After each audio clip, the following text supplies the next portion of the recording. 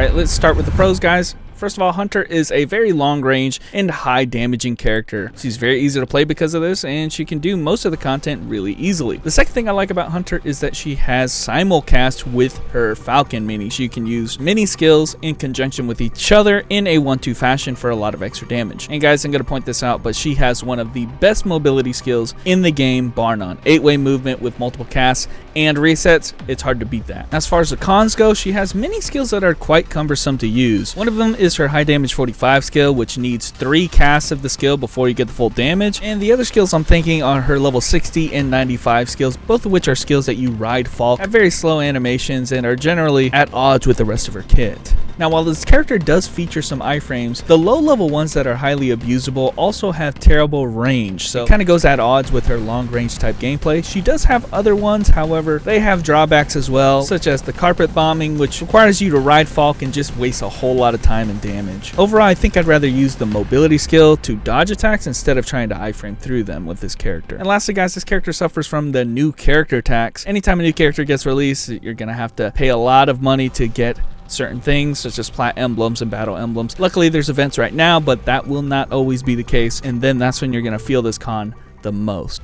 Okay, guys, I want to try to make this quick because there are several things about this character that make her very complex, and I want to try to go over all of that right now. First things first, guys, very simple. She has a targeting mechanic. Any of her blue skills, you can see on my hotkey bar, all these blue skills build up my gauge. All of my orange and my this purple skill as well will expend that gauge, and it's really easy to stack it up, and you just, you know, keep spamming all your skills. They use different amounts, like this 75 skill uses the whole ring right here.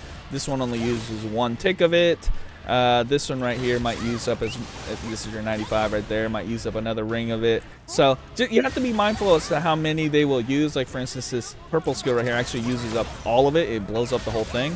And if you don't utilize that system, if you're not mindful of it, like if I use my 75 right here with no gauge at all, it does 0 damage. It has the same animation, but the damage is just clearly really terrible. So make sure that anytime you use any of these skills, you have the correct number of marks on it. And because you have so many ways to generate the gauge, it builds up so quickly. It is just something that, you know, just be mindful of it, and that's all you have to do. Next thing that is really important about this character is Falk. Falk actually, in the animation of any of your bolt skills right here, you can kind of see what skills are available. I still have several that, like for instance this skill right here. Any of the skills that involve Falk can be casted simultaneously. So there you can kind of see right there, you can get 2 skills casted at one time, and Falk also can be casted while you're moving. So this is really nice. I will showcase this off while I'm running hell mode. But yeah, any of these skills right here, I can just spam and I don't have to stop moving. So this makes this character really easy to farm. More so than even Dragon Knight, who has a similar system, because Falk actually does a lot of damage. So these Falcon skills do a lot of damage, at least enough to kill trash mobs while you're moving, so it makes it really convenient for that reason as well. One thing I didn't mention about this character is that, okay, any of your finisher skills, you can kind of see I go through this animation of loading the bolt. Kind of see there, all 3 of them kind of do the same thing, but it is possible to also chain those skills together. So you can chain 1 bolt into another bolt into well, 3rd bolt if you wanted here. You can kind of see, if I chain them together like that, I don't have to go through the whole animation of loading the bolt. You guys can kind of see. It's a very quick animation, but just wanted to mention you can chain finishers together if you want. And then finally, I raved about this so much. Oh, you got staggered. I raved about this so much in the podcast, but guys, she has the best mobility skill in the game. Okay, this is an 8-way mobility skill that can be cast twice, has a super low cooldown. And the really awesome thing is that whenever you use a finisher skill while it's on cooldown, it will reset the cooldown, so I can cast it 2 times again. But then finally, guys, 8-way movement. If I decide to dash in the middle of that bolt loading skill, this one right here, the bolt loading actually allows you 2 free mobility skills as well, and those are free of cast. They won't put the mobility skill on cooldown. And by doing that, you can dash twice, reset, dash twice, and dash 2 more times. That's 6 dashes in a row with utilizing only 1 mobility skill and 1 finisher. And you can chain those, of course, together with each other to just start moving across the whole map like nobody's business, guys. And of course, you got the Falcon as well. So, you know, that's why I have this low cooldown really low cooldown bomb shooter skill. I just like having it because it allows me to reset the cooldown, and I have just mobility skills at all times. All right, the last thing I want to talk about is really advanced tech that exists because of the simultaneously casting of this character. It allows you to chain multiple skills with one command, and I'm going to put on the screen a video from AxelZephyr. Shout out to him. Very advanced hunter video talking about overlapping commands, and I'm going to try to showcase this a little bit. I'm going to unlock this and change the command real quick to something simple like Z real quick, and then I'm going to change the command of, say, my massive piercer to the same command. And what this allows me to do is I'm going to take both of those skills off my hotkey bar, because now I'm going to chain those skills together. If I press Z once, you'll see I get the massive piercer. That's just the skill. So I'm not going to be able to just press one skill and get them to both come out. But what you can do is if I mashed it twice in quick succession, now you can see I get both skills available. So in that way, if you have similar cooldowns on both of these skills, you can kind of, like if I put the cooldown on here, I don't know what the cooldown actually is, 4.5 versus about 5 seconds. Now you can kind of see there are pairs of skills. So I can basically use this as a benchmark to say, okay, if I always want to cast these skills in a 1-2 fashion, all I have to do is press the same command 2 times. It's a really advanced. This is really important when you start needing the hotkey slots, obviously.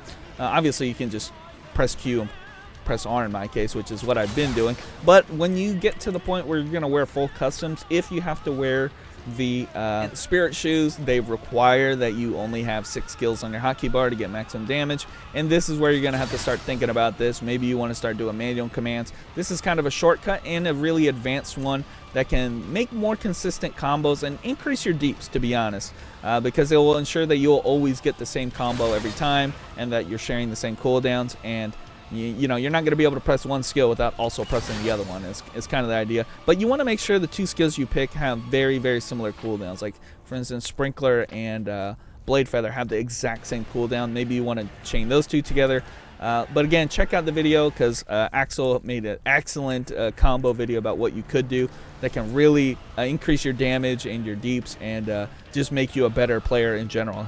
Very advanced stuff. Too advanced for me, to be honest with you. But anyway, guys, let's go ahead and get out of here and get into some dungeons. Alrighty, guys. So hopefully I was able to showcase a little bit of how the character plays in the training room. I don't want to spend too much time in there, guys. I want to showcase the character, but there are timestamps if you want to skip that little portion. The first thing I want to do, guys, is showcase a little bit of hell mode grinding. Now, I'm going to talk about this one time because I'm starting to do this on all of my characters, but what I suggest picking up if you have the opportunity, if you have the Pale Mist for it, it's really cheap. Go into the Grimoire shop here, pick yourself up a White Ocean Fixed Epic option, and actually they've updated this to include all of the like lower tier epics, what the game calls beginner epics. You can pick up any one of them, and I suggest picking up. I'm having a lot of success here with this explosive type small tactical flare. In fact, you can even convert into that option utilizing the forward mover set. So again, there's a million ways to get this earring, but I suggest having a copy of this earring. And the reason being is it has a ton of speed on it. It has a ton of 53% move speed and 30% of the other speeds, and they make doing hell runs a lot easier, guys, especially on this character I wanted to showcase, because what you can do is what I'm doing here. You can run to each room and not have to stop. On this character, you don't even have to stop because, you know, and I've been showcasing a little bit of the dashing and movement skill, but you don't have to even do that, guys. You can just run. You can just run to the side. And this character has simultaneously casting, so you don't have to stop at all. Most characters don't have that option, but you can kind of see I'm just running to the next room and not stopping at all because Falk is the one killing all the guys. So it's pretty cool. At least with this character, she has a kit that can do that. And it's even more effective in the normal hell mode, but I wanted to showcase I'm still doing this dungeon. One thing I want to talk about with this dungeon, when you get pieces to drop, I have a couple to showcase. Oh, I have a lot from. I'm trying to build up every set that you can, but here are a bunch of them that dropped yesterday and for the past couple days. One thing I want to talk about is that the event dungeon drops these level 75 gears. You'll notice that they're all level 75 epics, but you are not allowed to disassemble them. If you go to the disassembler, they just won't let you disassemble them. You can only sell them. You can kind of see I can't be disassembled. There you go. So But what you can do instead, and this is kind of like a high tier strategy, you know, it's not something you have to do, but what you could do is pick up, again, use your Pale Mist, use your resources. If you have batteries, for instance, you can use your batteries. Pick up an equivalent type of the same slot. So in this case, it's a bottom. Pick one up, go ahead. Okay, now we're going to go to the Grimoire and do the item transfer, option transfer. And so now I can, oh sorry, option level transfer, excuse me. Put in the one you just purchased from the shop. This is the one that came from the event dungeon. And now it will cost materials, but it's actually not that much materials. You know, it's 250k, a couple of these. I think it's worth it for the levels that you get out of this. So now I've effectively extracted the level 75 off of this and put it onto the gear that I just bought with the Pale Mist. Now I can get rid of this item, no problem. Just sell it to the NPC or drop it or whatever. And now I can actually disassemble this item at the disassembler, and it's pretty useful because you do get the fragments out of it. Sometimes you get pink fragments like this right here. You get a pink fragment, you get the purple fragments, and that is worth it, guys. I mean, I do think it is worth it. It is quite a sizable amount of materials, especially when you're trying to boost your fame like I am on this character. I mean, that one unique fragment helped me almost get this 40 average option level. So it is a strategy. It does cost a little bit of gold to do that, and I just don't think it's worthwhile to just throw these in the trash, you know. I would hold on to them until you have enough money or until you're in a position where you can utilize them, and that's one way you can. It's really easy. Just hold on to them if you have the space for them, and use them that way. But also don't forget to do your daily quests on the character.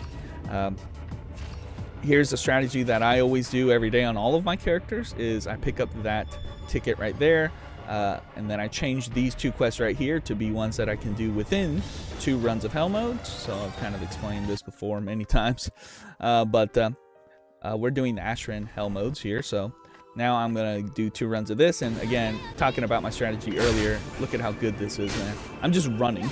I'm not even doing anything else but running. That could have gone smoother, but you kind of get it, man. Just have that earring to get the move speed. Oops. And it's gonna make these runs so smooth, man. So there's the 2 runs, and then you have done all 3 quests. Boom. So that's what you can do. That literally took not even a minute. And then what you can do is sign into the next character and do the same exact thing. Don't want to go through the effort doing that, but you kind of get the idea of what we're doing here. We're picking up the free ticket. That's a free run of hell mode. We're changing the quest to, like, say, talk into town, or the likability quest is easy. You can do that right here at Syria if you want.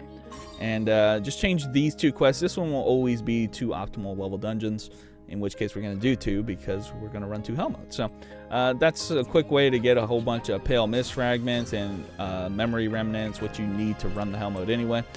So yeah, I highly recommend doing that. That's what I've been doing on this character. But anyway, guys, I think what I want to do today is showcase some content, all the content, because this character is so freaking overtuned and overpowered. Now that I'm making the video, that I'm going to make short work of every content in the game, even the hardest content that's available in the Asrahan Hard. But just remember, before you start doing that content, to put your earring back on. It takes off a lot of fame when you put that earring on. You see 55k to almost 59k. So anyway, guys, let's go ahead and jump and do some actual hard, quote-unquote, content.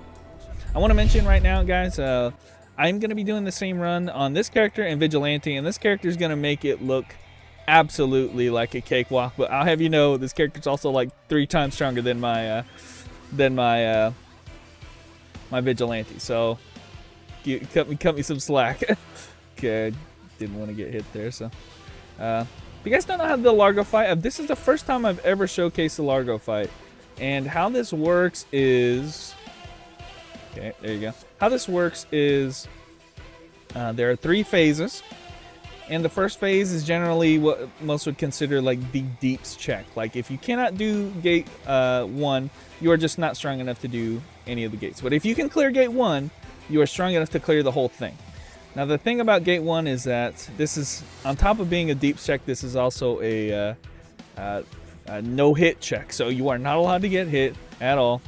I'm not really focusing on my rotations here, but even while talking here, I'm just kind of gaming. I'm gaming with the damage on this character. I will not have to do any gimmicks or anything. I'll tell you that right now. So I'm really 75 focused here. But yeah, you are not allowed to get hit, and you also have to do enough damage to obviously kill him before the 5-minute timer. So that's kind of how this works. If you know, and I have cleared this before. Again, like I said, this is one of my strongest characters at this point. I have killed this guy before with like 5 seconds left. If you have any amount of time left, if you are able to clear gate 1, you can clear the whole raid. So don't let anybody tell you otherwise. Gate 2 is actually easier than gate 1. We just cleared gate 1 in 1 minute. But if you can clear gate 1, you have the deeps to clear the whole raid. I'm talking 2 and 3. Now 3 is gonna be a monster of a fight, but it's gonna take you a long time, and you're gonna have you know, you can't make any mistakes, and you can't have them heal, but you can do it. It might take you 15 minutes, but it is doable if you can clear gate 1. Gate 2, a lot of people consider way easier than gate. Oh, don't look at him. Way easier than gate 1, just because at the start of phase 2 he actually hurts himself. So, oh, I just lost my skill there. That's the nice thing about my 75 skill. It is my highest damage skill, but it also will refund you most of the cooldown if you do not hit with it, if you miss, basically. Which is, you know, I'm noticing that to be a trend in a lot of characters nowadays. Is, oh yeah, if you miss a skill, like I just missed my 75 there, it only went on a 4-second cooldown, so I didn't miss it. It's already available again. So I can use it now and hit with it. And I feel like that's kind of like a cop-out, because like most of the characters I play, if I miss my big 75, like my EK, if I miss my chain strike, I don't get to just like get a chain strike for free. I don't get the cooldown back, you know? It's like, yeah, that's cheating. Kind of see we are decimating this guy. He's going to pop up when I hit him with the 75. It's kind of the really nice thing about this character, her 75 focus, is that it doesn't look like it does a lot of damage. You know, it's kind of like any of your normal shots. You know, it looks like that right there was my 75. Looks like a normal shot, and there you can kind of see it reset the cooldown back to only 4 seconds. It looks like a normal shot, but if it connects on an enemy, it does full damage. So it's one of those, like, it is the most unsuspecting 75s in the game. It has no big animation. It has this drill thing, and it does 1,000,000 damage, but it doesn't look it, right? Like, it's weird. Most 75s in this game are like obviously like one of your strongest skills type of thing, but in this character, you know, we don't really focus on that very much. But anyway, guys, gate 3, we're gonna make short work just like we have of this whole raid, because this character is so overtuned. You know, this content, remember what this content was for. You were supposed to have no fusions on anything but the Hollow Dimensions and the Ispen's fusion. We already have like the new Asrahan fusion, so we're actually like a whole content gear set above what you're supposed to be. This character does have some iframe in the 45 skill that I'm going to try to abuse a little better than I just did right there, but, and again, it's kind of hard for me to record and do the, oh, okay, jump this, go over here, stand right here, great space to stand, hit him with this, hit him with this, hit him with this, hit him with this, try to get this X, backstep cancel to get iframe and a nice little damage window, so. Okay, this character does have iframe in her 45. I'm going to hit the 75. Look at that. You're able to hit 75 full damage, and it looks so like innocuous, man. There's me utilizing some of that movement this character gets from her pierce or her finisher skills. I love that about this character. Dude, look at the damage. Holy shit. Maybe even damage him now, like when most characters wouldn't even be able to hit this guy. I can shoot him with the 75. I can do anything I want in the world, man. I had backstep cancel there. It's my favorite thing to do there, mostly because I'm used to it and it's safe. And holy shit, this damage is out of this world. I'm not even gonna have to shower. Holy, like, I can't talk about shower on this character because this character like very clearly does not need to shower. She can kill this guy without showering. I'm definitely gaming. I'm definitely going gamer mode on him without showering. You know how it is. You got time to shower, you got a game. Hit him with this, hit him with this. Hit him with this. Okay, that might not do full damage there because I don't know if I had enough stacks. Okay. And just biding my time for my 75 to come back and just chunk him. Okay, there's that. can also hit with this. Perfect.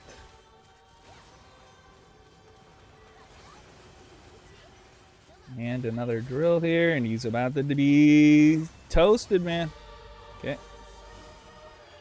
Gosh, this was so brutal how much damage we did. Like, we're gonna showcase the Vigilante. Guys, this is the first time recording. Like, this is, I did this all live. I didn't practice. I just went in here. This character is so cheap, so strong. And it feels like Traveler in the way that you play, but I do like this character's like hit a lot better than Traveler. You know, where Traveler gets most of her damage just by, like, if you use any skill. This character does have to be at least a little bit deliberate in what you do, but man, is it abusable, man. Keep hitting him with a piercer and it does all this damage. Look at our damage spread, actually. Oh yeah, you can see I'm not even completely 75 focused, but you can see I'm rocking the half and half build right now. But I do get the 75 from the blue barrel as well as the necklace. So that is where I'm getting a lot of 75. But we could make this way stronger if I had a build similar to my EK where I get, you know, the command shoes, which that is viable on this character. Yeah, no, guys, we're going to have to do some more content. Like, dude, this is too fast. This is only like 5 minutes. Oh my God, we are too strong. This character is sick, though, let me tell you. Alrighty, guys, we are here over there in Dusky. Or sorry, we just came from Dusky. We're going to go ahead and do Moo. I already just recorded the footage for my Vigilante. I just recorded the Vigilante footage. So I know that we're going to get Frog this week. So Frog this week. Last week, the previous couple weeks, we've had Duck. And Duck is kind of gaming because he has he gives a lot of damage. This one is interesting because it gives a ton of cooldown resets. So you can like start spamming your big skills pretty much endlessly. And I think that's going to work out a lot better for us in this character. Because she has some broken 75 skills, and she can definitely keep spamming them. So, oh gosh, okay. But we don't get that yet. We do get resets just pretty infrequently right now. Get out. Oh man, this character is so cool. So when we start getting resets, man, we're going to start resetting our 75, and then he's just going to get cooked. Uh-oh, I'm out of air. I'm out of air. I'm out of air. I'm out of air. Get air. Get oxygen. Let me actually use my buffs here. Okay. The first room, even on a strong character like this, might have to do gimmicks right now. And how this gimmick works, I gotta pick up the spear, and I like to pick it up when he is moving to the next area. So like right now, and that gives you perfect timing to land with the arrow. Boom, boom, boom. So yeah, the first couple rooms, maybe just the first room is gonna be going to take a little bit of time to clear, but I am getting resets. You can see I can get high-level skills are getting resets, and that's really benefits characters who are stacking one or a couple skills, because then they get resets on those big skills, and you just keep spamming them.